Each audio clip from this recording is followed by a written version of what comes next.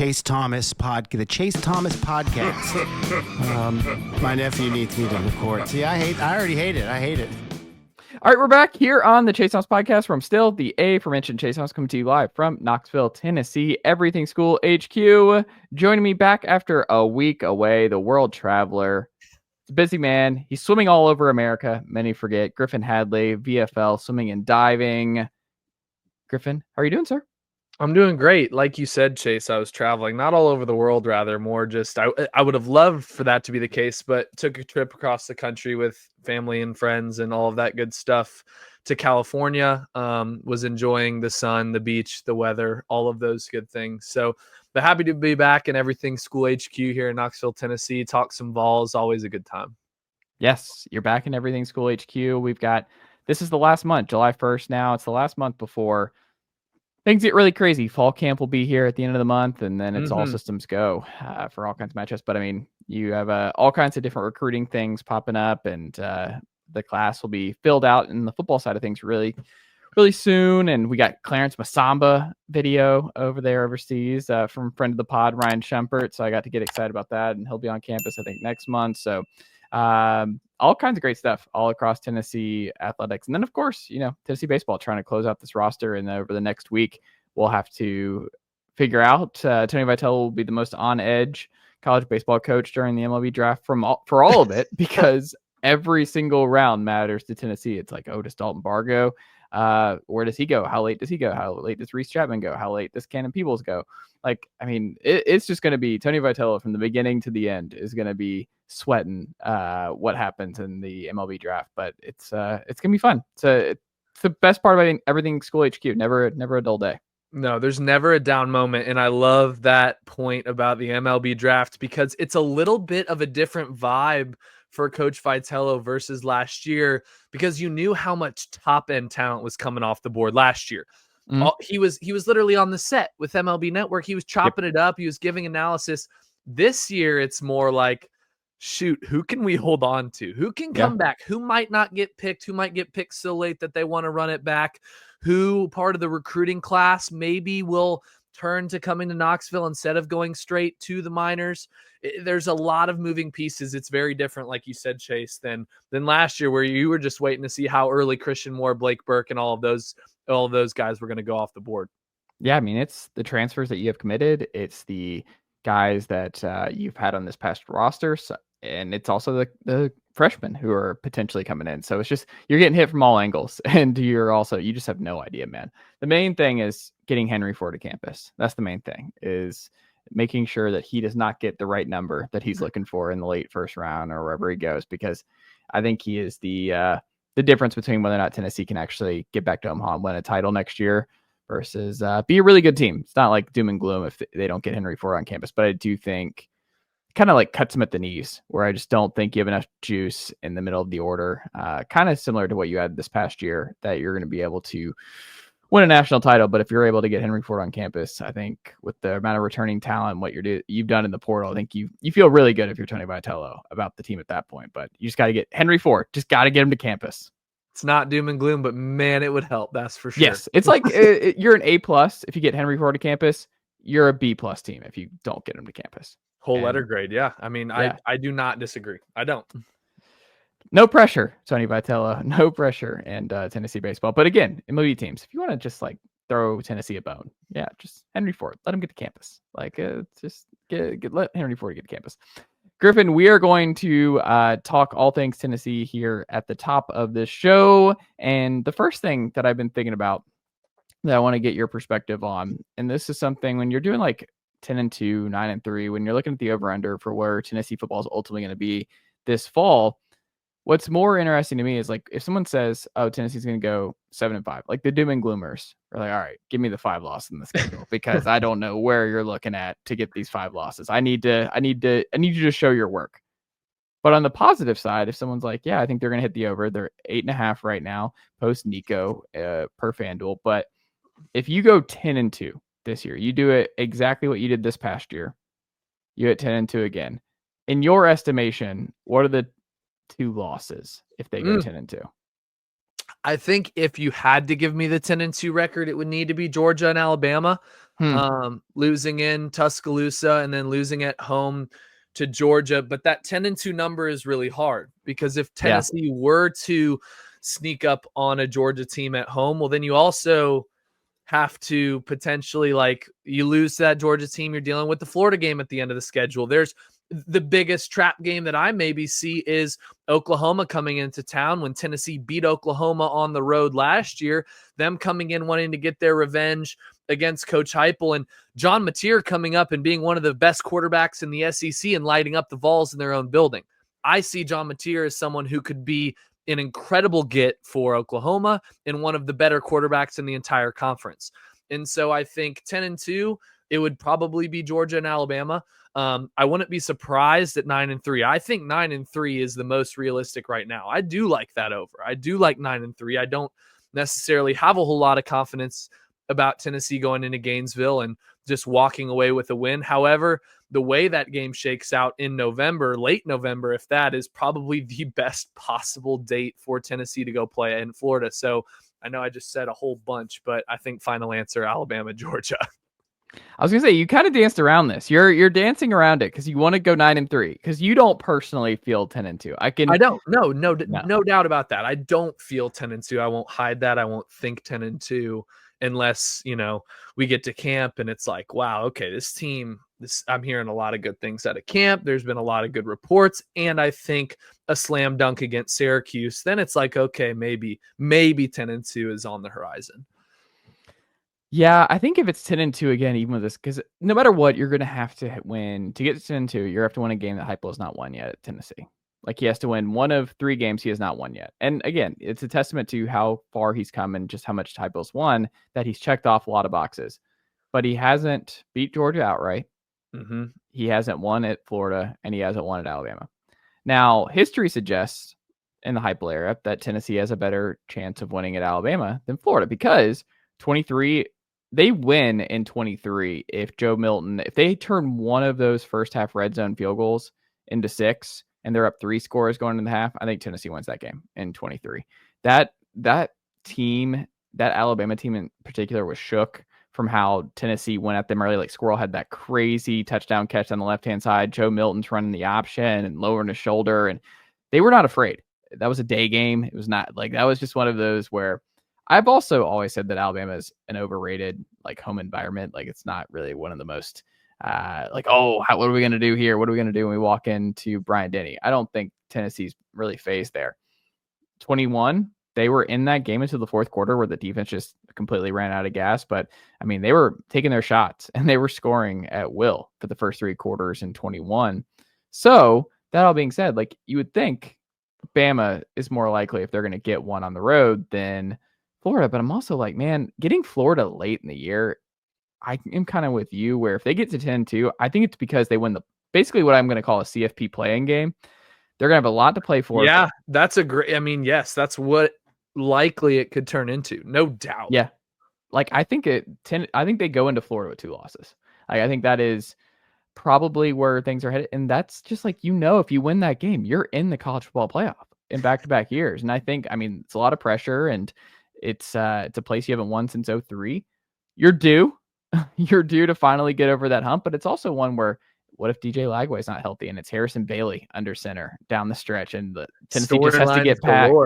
Yeah, like, he just has to get past Bailey. Or Florida's having the season from what, and they're just like, Napier's fired at the middle of the year or something, or they're reeling. Or they're having the best kind of year, and with their schedule, their top 3 schedule, and that's just like a gigantic game where they've got 3 losses and they need to beat Tennessee to survive. Like, either way, like, I don't see a way that Tennessee, Florida is just not crazy tense for everybody involved. But I do think getting them late is a benefit for Tennessee, because I think early this year, if you get them when you play Georgia this year, I think Florida feels really good about their team. It feels good about their situation. They've played Tennessee extremely well both the times they've been to Knoxville and the Heupel era. They were right there last year, especially. Like, Tennessee was very lucky to get out of Knoxville with a win over the Gators last year in particular. I don't know. It's so dumb that I'm doing this. Like, every Tennessee fan listening is just like, what are you doing? What are you really talking yourself into winning in Gainesville? Is that what you're doing right now on July 1st? But that's what I'm doing. I'm with you where I think it's the most likely.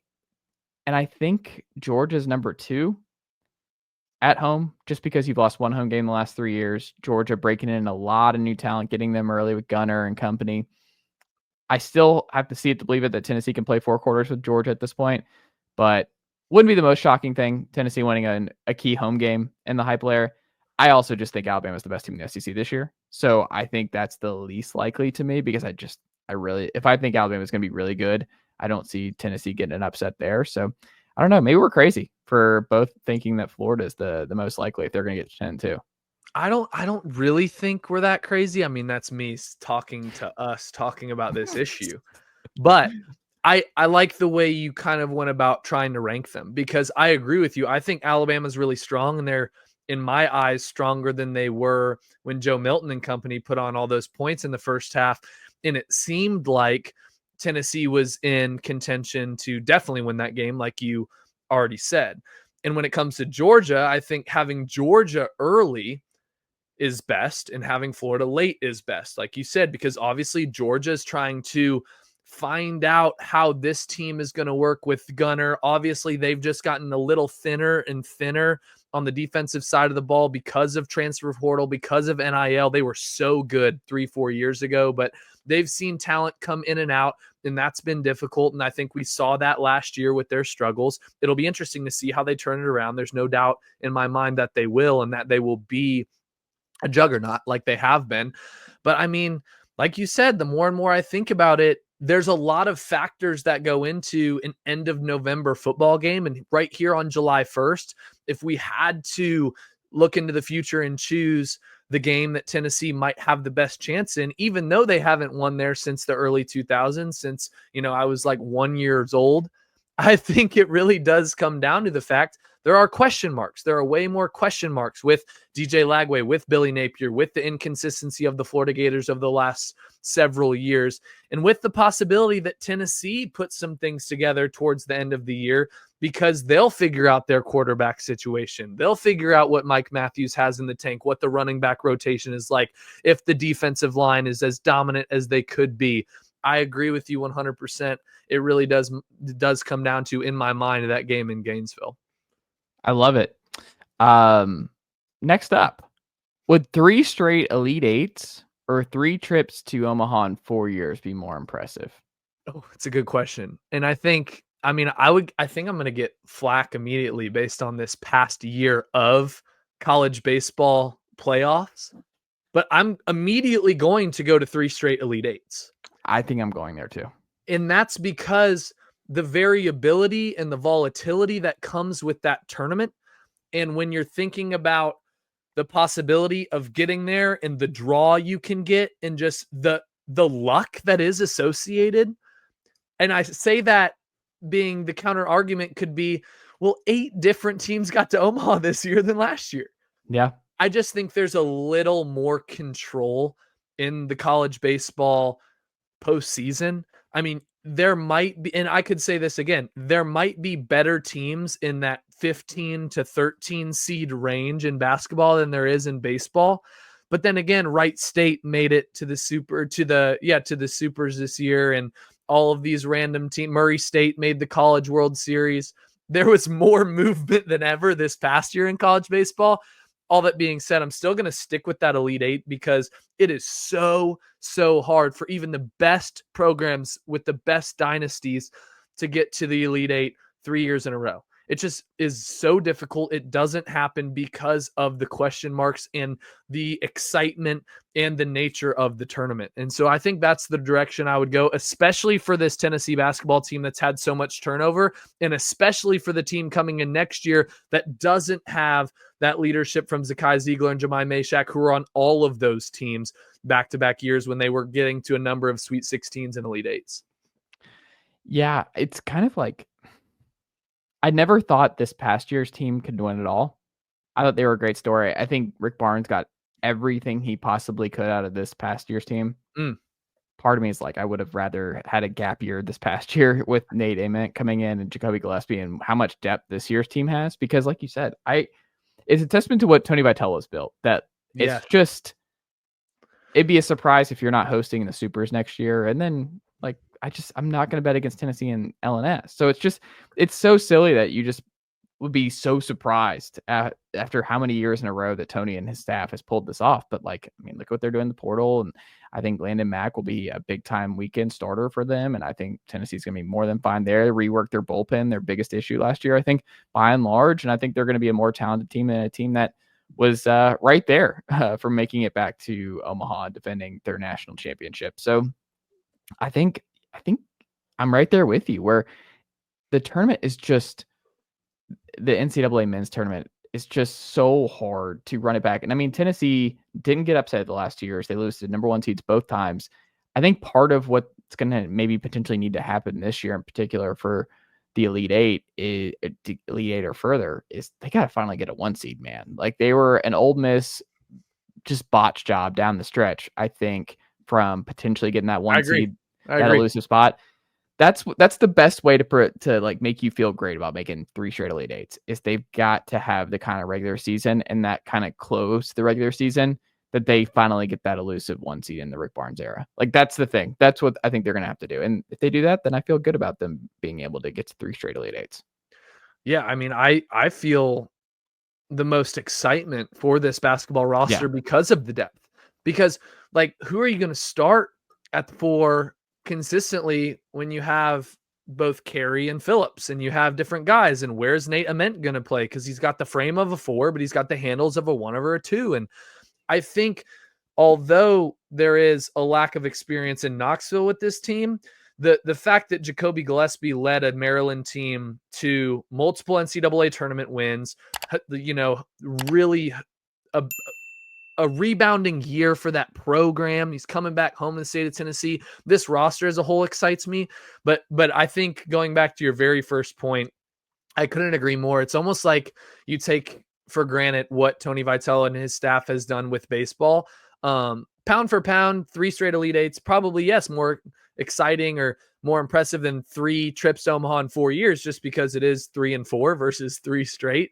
But what he's done, the amount of super regionals they've gotten to in consecutive years, it can't go, unnoticed. And it hasn't gone unnoticed. I just think there are some people out there that just, the expectations are sky high for baseball because of what they've done. But I don't want to, go without saying that it is pretty absurd, the expectations that are now on this program based on the amount of consistency that they have been able to do with just a revolving door of great transfers and great recruiting. I love it. 3 more Tennessee football players, or Tennessee recruits, I should say, in the boat today for Tennessee, as they get around 14, 15, depending on your recruiting ranking statistic website of your choosing. But they're on a little bit of a heater, not a Georgia, Alabama-like run of late, but Tennessee getting hot at the right time, like it's a postseason baseball. But they add 2 4-stars, 2 blue chip players from the same high school over there in Jackson, Mississippi, and TJ White, 4-star linebacker, and then 4-star linebacker, his teammate, Darian Arnold, also of Jackson Academy. And then you also get another Baylor kid. So in the 3s, I'm trying to think off the top of my head. You got Joakim Dodson, you've got Theodore, now 6'1" corner, who originally from Canada, coming down to Baylor. You have Gabriel Ascenda, obviously the 5-star Big Squish, as his nickname is over there at the tackle spot. Oh, what a great name. I mean, I'm a fan already. Big Squish. It's fantastic. I don't know what David Sanders. He needs to get one now. You got Big Squish and David Sanders, man. He's got to get one. Yeah, I don't know what it would be. And Big Squish is hard to top. Very hard to top. I don't know. But Tennessee adds 3 more key defensive recruits today. Of the 3, though, who's the most interesting to you that's in the boat for the Vols? I think Darion Albert is really enticing to me, adding another talent on the defensive line, someone who could be developed into a guy that could play in multiple positions. If he, beefs up a little bit more, he could be on the interior. I could see that out of him, but he also has the speed to potentially play defensive end and be a weapon in both run stopping and in rushing the quarterback. I think there's versatility there. And although he's a 4-star and everybody's like, oh, give me more 5 stars, give me more high touted prospects, I think this kid has a ton of potential just based on watching a little bit of film earlier today. And I think the relationship he has, obviously with his teammate, obviously being a part of a big day for Tennessee, I like the prospects that, buy into the idea of team into Vol Nation. Obviously, they're getting paid. There's no doubt about that. But when guys commit on the same day like this, they were talking to each other. They were thinking about, okay, let's make a splash not only for ourselves, but for our team. Let's look like a more desirable destination, which is Tennessee, which is Rocky Top. Hey, everybody else that's undecided, come join in on the fun, because all three of us decided today that this is the spot for us. I like that idea. I like that Darion Albert was in on that today, and he's, an exciting prospect in my eyes when it comes to arriving on campus in, a year and a half or so. Yeah, and I mean, it's suddenly a loaded inside room. Like, I think one of the things that Tennessee's lost, I mean, they lost a lot of veteran leadership on the inside with Amari Thomas, Omar Norman Lott, and Elijah Simmons. So you're going to need Jackson Moy and Bryson Easton to finish strong there. But then they're gone likely after this year. And then it's just all your new guys. Like, it's just a lot of young guys like Ethan Utley and Isaiah Campbell and David Hobbs, another big guy who needs to make that leap, but he's a former blue chip that I think people are going to really see come on a high level this year. I think he's probably going to be the third guy for Tennessee and Rodney Garner in that room. But like you said, I like Albert a lot too, because I mean, this Cooper Pedagna, a friend of the podcast, who's the national recruiting analyst at 247 Sports. I like his last thing he said about him. Projects as a high level impact starter at the power forward level that possesses the size, physical tools, and technical refinement to add immediate dividends to his program on Saturdays. Like, I think he's going to be a good player. I mean, you look at it, he has 14 and a half sacks in his last 2 years, his junior and senior year at Mississippi. There's some Omar Norman Lott stuff to him. Like, I think he's going to be a disruptor like that. Like, I think he has that kind of, because I mean, what you forget is like Omar Norman Lott was fantastic for Tennessee when he was on the field, and he was important on third down pass rushing opportunities. And I mean, he was a second round pick for a reason, and he was a really, really great player for Rodney Garner. But what they have, like Bryson Easton was not a defensive lineman, interior guy when he arrived at Tennessee. Like, he's gradually evolved into that. He's become a really good player. And then you have Amari Thomas, who could have been a tackle. Like, I think that there will always be that what if like Amari should have been an offensive tackle or gone in the inside and the interior as defensive tackle, but not a natural there. Now they're stacking dudes who are just like natural, like Omar Norman Lott. So you're developing at the high school level. You get an Albert, you get a Nutley, you get a Campbell, you get these guys, and you're like, all right, this is starting to look. You look at the bodies in that room over the next 2 years, and you're like, this is a high caliber SEC, like interior offensive linemen at other schools are like, oh, who is this? Who's the sixth guy off the bench here in 2 years? Is that Albert? Oh, you have natural athletes that you're getting in the building that are built to rush the passer, that are built to be disruptors. And I think with Rodney Gardner doing, being able to develop the way he can develop, being able to get these guys to play team defense on the defensive line, being able to shuffle that defensive line, because we saw that work several years in a row now, and it's just continued to get better. And that's why, like you said, you listed off, 5 potential guys that are all built to play the position, that are all built to get out after the quarterback. And obviously Albert's sack numbers speak for themselves. And that blurb you said just absolutely sung his praises. But I think it's just a huge day for Tennessee, and he just adds to that depth, because you make a good point. After this current group, graduates, leaves, all of the different ways that they will depart, it's going to be a fresh group of new guys, and they're going to have to step up, and it's going to be interesting to see who steps up, who shows out. Well, it's a good thing to know that the guys that are going to enter the room are guys that have the physical tools to emerge as disruptors. It's just, okay, how can you fit the system? How can you come in and really be an impact player for Gardner and his defensive line? Another great day on the recruiting front for Tennessee. No doubt. And the defensive side. I was talking about this on the radio show, The Chase, over there on Fox Sports Knoxville, 1 to 3, Monday through Friday, Griffin. But it's interesting because the offensive side of the ball, like, they're just going big game hunting. And it's an ultimate boomer bust type of year, because if you don't land Hyder and you don't land Keys, like, there's not a lot. Like, they're putting all their eggs in those 2 5-stars baskets. And we'll see, maybe Salisi Moa, I think he's scheduled to commit the 5th. Maybe you get him in the boat, top 100 4-star receiver, bigger dude, speedster on the outside. And maybe that's you're okay if you don't get Keys at that point. But man, this is like you're putting a lot of eggs in the Hyder. There's no running back committed to this group. Like they don't have one in the boat right now, and a lot of guys have come off the board. And maybe you circle back somewhere, kind of like DeJuan Morris this past year, where you were able to flip DeJuan from USC really late in the process out of Oakland. Yeah, but I don't know. There's not an obvious like they are going big game hunting on the offensive side, and defense they're just stacking blue chip. Like they're just stacking depth. Like everywhere you look, just depth everywhere. Which I love. Yeah. There's no doubt that stacking defensive talent is a great sign for this team because for years defense was an issue, and it's great that an offensive head coach is stacking defensive talent on the recruiting front. Now, does it make me nervous? Absolutely. Putting all your eggs in 5-star blue chip skill player baskets, if you will, because you're in a bidding war at that point. And we've known this, but you're in a bidding war.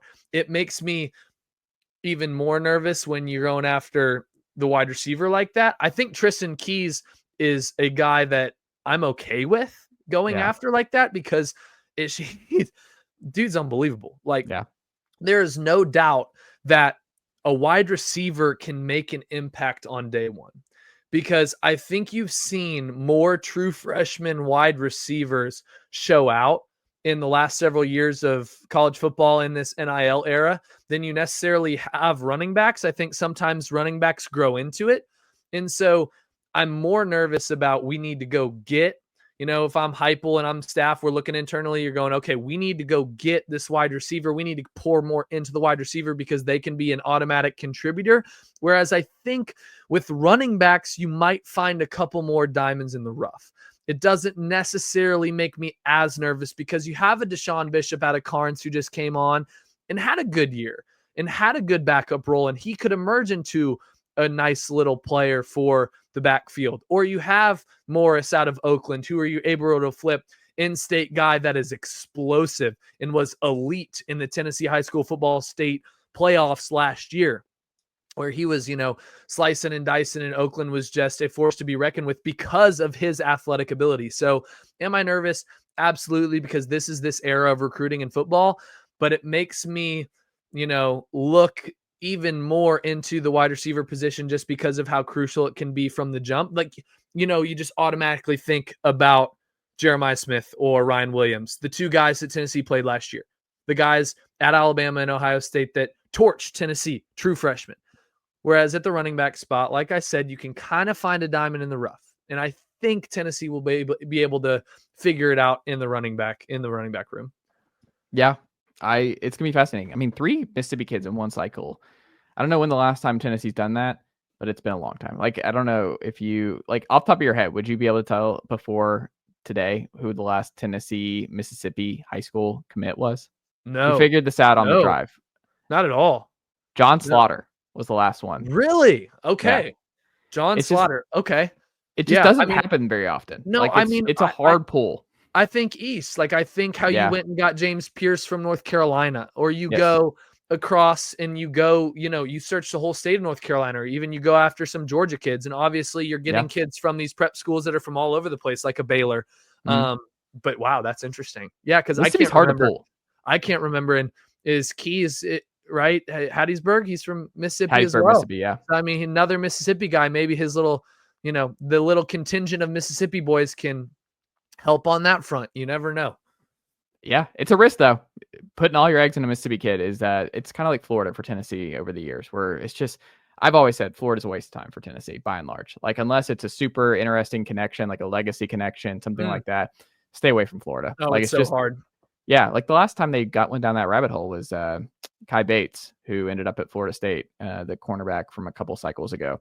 And it's just, for whatever reason, it's just hard to pull kids from Florida. And I don't know. I imagine it's a big change. Like Rocky Top. It's easier for North Carolina kids, Virginia kids, Georgia kids to be like, yeah, that's fine. Like Alabama kids, even like, yeah, this is about Florida is jarring. Like, I think for a lot of kids, it's just very different. It's a different world. It's in its own right. It's kind of a different region. I mean, you kind of consider the deep South of the South being one region. Like Alabama, Mississippi, and Georgia, and Tennessee being Appalachia right there, Virginia, South Carolina, North Carolina. Florida's kind of in its own world with its own big schools, with, multiple conferences and so many different, not only great high schools, but different academies as well, down south with IMG and different things. And so it's so difficult. It is beyond difficult because those kids are not only just going to those Florida schools, they're also looking all over the country, not just at the fellow SEC schools. It's kind of like, California, where those California kids go all over the country. Those, Florida kids don't go to Florida schools. You got to watch out because they might just not want to jump up to Tennessee or Georgia. They might want to go to a school in California or in Texas or Ohio State or whatever it may be. Final thing here, Griffin. Would you rather? This is tough. Like I'm putting you on the spot here, but this is what offseason and Tennessee sports content is all about. Oh boy. Would you rather make the Final Four for men's hoops this year, or make it back to the CFP with an explosive offense that looks close? Not exactly what you saw in 2022, where you led all of college football in scoring, but close. What would you rather have? You only get to pick one this year. Gosh, if that's not an off-season question, I don't know what is. Yeah. And what I will say is the fact that you can ask the question means Tennessee athletics is doing something right. Yeah. That's first and foremost, because both are a possibility. They're both stretches, no doubt about it, but they're both a possibility. What would I rather? This might be unpopular too, because it is a football school, but I'm going to say Final Four. I'm going to say Final Four because it is something that the University of Tennessee has never done before. Yeah. I think that's the whole backbone of my choice, because the college football playoff happened last year, and Tennessee football has had explosive offenses in its past. And there's no doubt that Tennessee will have a competent offense and competent defense this year, even if the Debbie Downers of 7-5 world, even if Tennessee's 7-5, I think they probably do have, or 8-4, they probably have a competent offense and competent defense. I will say if they're 7-5, I don't think the offense is competent, Griffin. I think that things have gone horribly wrong. This is true. No doubt about that. This is true. But I do think that making a Final Four, doing something that Tennessee has never done before, in the year where Tennessee and Rick Barnes gets the best recruit in school history, I think that's what I would choose. But proving all the doubters wrong and making a college football playoff and having a better offense and have Joey Aguilar or Jake Merklinger having a better season than Nico out there at UCLA, that would be pretty sweet as well. But that's Final Four. I'm going to stick with that final answer. Shump's going to hate me for this. I think I still take football, even with Nate Ament, even with what you just laid out, which is a great case. I really, really missed having the kind of offense that Tennessee had in 2022. I understand that you're never going to get back to probably that level of tempo. You have a Blitnikoff winner, everything. You had a 24-year-old quarterback who was just perfect for your system. Like, there were all kinds of things that really just, they all coalesced together at the right time, and you caught lightning in a bottle. However, with an offensive-minded coach, with the defense being what it is now versus what you had in 21 and 22, even a top 10 to top 20 offense in scoring paired with this defense and where they're at there is scary good. And just, I'm a football guy first and foremost, and just to see Nealon rocking in this iteration of Tennessee football with the kind of defense that they have now built through 4 years, with a scary good offense that they have not had in over 2 years now. I need to see it. Griffin, that would, like, it's just that it would be such a delight. Like, it would be so good to have back in my life, and it would give me, it would just also just change the trajectory, because I think a lot of fans are kind of like walking on eggshells about this year, because I mean, it's year 5, and if you have a bad year offensively again, at least throwing the football, over half of Heupel's tenure has been bad through the air, and you've won 30 games the last 3 years. And we'll see how many games he gets this year. So it's just weird. Like, I think everybody is grateful and also really confused when it comes to Tennessee football right now, and are just kind of like, now do we just give another gap because you don't have Nico at the last minute? Like, how do we view if the offense struggles again? Like, I don't know. I think fans are really mixed on what to do about Heupel and the stuff. Because I think if Nico had been back for this year, And even if you go like 9-3 or 10-2 again, but the offense is rough and it's like another Peyton Lewis breakout, and you're like, oh, well, this is kind of like what we just saw this past year, just a little bit different. And yeah, I wonder what fans think. I wonder if Heupel makes changes to the offensive staff a little bit around him. And I don't know if that's going to happen now because of the circumstances. So I don't know. I just think this fan base is starving for fun offense again. And because you've built such a great defensive foundation, I want Tim Banks and Rodney Garner and William Inge and William Martinez and Coach Chop to be rewarded for putting the team on their back the last 2 years and actually have a scary offense again, where we go into a Saturday and we're like, all right, like who could stop this offense? Because I have not felt Operation Warp Speed in 2.5 years now. I haven't been like, oh my gosh, you got to be like the Kentucky game. The TV camera was not set in Lexington in 2021, Griffin, because Javonte Payton was already halfway down the field on the first play screen, going for 6 against Kentucky in 2021. Kentucky didn't even know it hit him, and they were already down 7-0. First play of the game. I'm not saying I need that back, but I need something close, Griffin. If I'm going to have an offensive-minded coach who has this pedigree, I need fun offense again. I can't have 3 straight years. I mean, I can, because that might end up happening anyway. But if I have an option, as much as I would love a Final Four, I have to do it. I have to take it. You make a terrific case. Like, you make a incredible case. And you know what? When you were saying all that, I was thinking, well, if the offense is that good, maybe this question version 2 is make the Final Four or make it back to the college football playoff, and you're at a position enough where you're hosting a game in Neyland. Yes. Like, that's, that's confirmed. Like, Final Four or playoff game in Neyland with explosive offense. It's like, yeah, man, would that be absolutely incredible for this, this athletic department, this group of fans. I'm still going with Final Four just because I think I see a future of that offense. I see that offense down the pipeline. Now, next year, could it happen? Maybe. Is it super likely? Probably not. But with the Final Four, with this depth, with this recruit, I don't know how likely it'll be with the ceiling of the basketball team. And so, and I guess my Indiana bias coming out with, in 49 states, it's just basketball, but this is Indiana. Like, it comes out to where like a Final Four run would be a first for the school. And I have this vision that Tennessee football and Tennessee offense will come back. Maybe not next year, maybe not the year after that, but it will happen. I guess maybe I just have this false sense of hope, but I think it will happen. I don't know when a Final Four run will ever happen with the odds. So we'll see, but both options are fantastic. I won't turn down a playoff game in Neyland, but it would be really nice if Tim Banks had some help. And you know what? You go and win a game based on offense. You don't try and, not lose a game through your defense. I think that would be a nice attitude switch up for the Tennessee fans. I love it. Griffin Hadley, outside of playing the 5 for the Indiana Pacers next year, what can the good folks check out from you and all the work you got cooking over the next year? Well, I mean, I'm excited to be back on the podcast. Yes. Hopefully weekly, chopping it up on Tuesdays. I start with Yahoo Sports next week. So next week, I'm starting with Yahoo Sports. I'll be all behind the scenes, but Yahoo Sports on socials. I'll be in the room, trying to cook up the best stuff possible on the national front. Obviously, there will be a lot of college football stuff coming out with Yahoo Sports in the coming months that I'm really excited about. We have a lot of fun projects planned. Yahoo's throwing down a big time fantasy draft event in Las Vegas in end of August, early September, which is going to be crazy, but excited for the future, excited to keep being here in Knoxville and talking Tennessee sports, but lots of things to look forward to here in the future. But thanks for having me on once again. I love it. Griffin Hadley, keep up the great work, my friend, and I'll talk to you again next week. Thank you. Appreciate it.